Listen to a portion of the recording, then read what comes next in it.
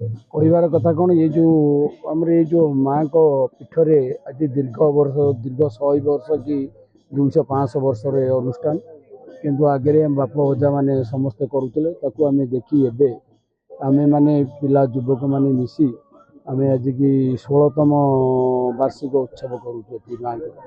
ଯଦି କରୁଛୁ ପ୍ରତ୍ୟେକ ଗାଁରୁ କିଛି କିଛି ଚାନ୍ଦା ଆଦାୟ କରୁ ଆଉ ମଦନଗିରି ଗ୍ରାମବାସୀ ସମସ୍ତେ ସହଯୋଗରେ ସମସ୍ତେ ଯାଇକି ସମସ୍ତଙ୍କ ଠାରୁ ପଇସା ପତ୍ର ଆଣିକି ଏଇ ଉତ୍ସାହ ଉଦ୍ଦୀପନା କାର୍ଯ୍ୟଟାକୁ ସଫଳ ଭାବରେ କାର୍ଯ୍ୟ ତୁଲାନ୍ତି ଆଉ ପ୍ରାୟ 2000ରୁ 2500 ପର୍ଯ୍ୟନ୍ତ ଲୋକ ଆସନ୍ତି।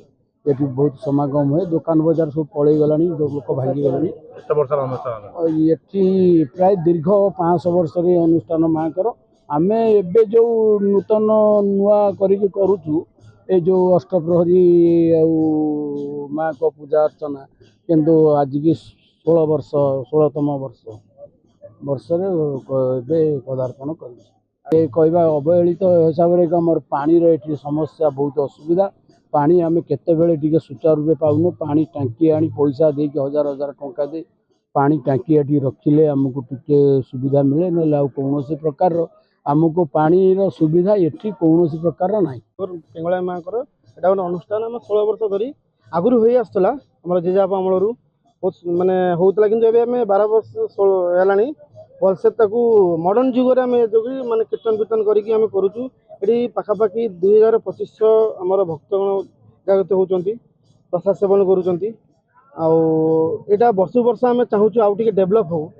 ଆଉ ଆମର ମେନ୍ ହେଲା ଆମେ ସରକାର ପାଖରେ ଟିକେ ଦୃଷ୍ଟିଗୋଚର କରିବାକୁ ଚାହିଁବି କି ଆମର ଏଇ ମାନେ ମାଆଙ୍କ ପାଖରେ ଟିକେ ଯଦି ସୁନ୍ଦର ଭାବରେ ଟିକେ ଦୃଷ୍ଟିଗୋଚର କଲେ ଡେଭଲପ୍ କଲେ, ଯେମିତି ଉଦ୍ୟାନ ପ୍ରକାର ବାଉଣ୍ଡରୀ ଟିକେ ଘେରିକି ଉଦ୍ୟାନ ପ୍ରକାର କିଛି କଲେ ଆମେ ଟିକେ ତାଙ୍କ ପାଖରେ ଚିରପକୃତ ହବୁ, ଯାହାକି ଆଉ ଟିକେ ଲୋକଙ୍କୁ ଆକର୍ଷଣ କରିବ, ଯାହାକି ଆମ ମନ୍ଦିରକୁ ଆଉ ଟିକେ ଡେଭଲପ୍ କରିବ।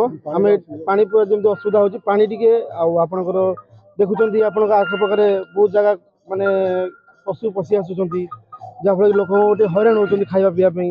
ସେଇ ଦୃଷ୍ଟିରେ ଗୋଚର କରି ଟିକେ ଡେଭଲପ୍ କରନ୍ତି ଏଇଟାକୁ, ଆମେ ଟିକେ ତାଙ୍କ ପାଖରେ ଏଇଟା ସରକାରଙ୍କୁ ମାନେ ଅନୁରୋଧ କରୁଛି ଟିକେ ଏଇଟାକୁ ଟିକେ ଦୃଷ୍ଟିଗୋଚର କରନ୍ତି।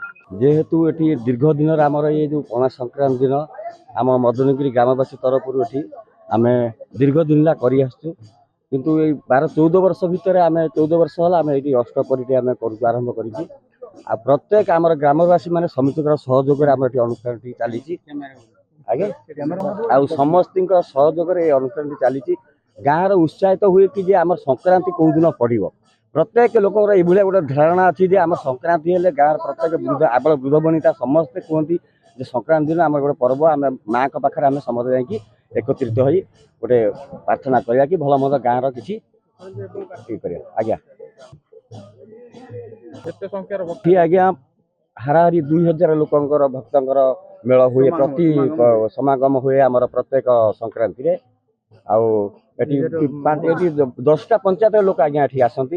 ଏଠି ବିଶେଷ କରି କମ୍ୟୁନିକେସନ୍ କିଛି ନଥିଲା, ଏ ଦୀର୍ଘ 10 ବର୍ଷ ଭିତରେ ଯାହା ହୁଏ କମ୍ୟୁନିକେସନ୍ ଥିବାରୁ ଲୋକମାନେ ଏଠିକି ଆସୁଛନ୍ତି। ଆଗରୁ ବି ଆସୁଥିଲେ, ବହୁତ କଷ୍ଟ ସହକାରେ ଆସୁଥିଲେ, ଏବେ କିନ୍ତୁ ଭଲ ଭାବରେ ଆସୁଛନ୍ତି। ସବୁ ଲୋକ ସହଯୋଗ ମିଳୁଛି ସମିତିଙ୍କର, ପ୍ରତ୍ୟେକ ଗ୍ରାମର ବି ସମସ୍ତେ ଆସି ଉପସ୍ଥିତ ଭକ୍ତମାନେ ଏଠି ପ୍ରସାଦ ସେବନ କରିକି ଶାନ୍ତିରେ ଯାଉଛନ୍ତି।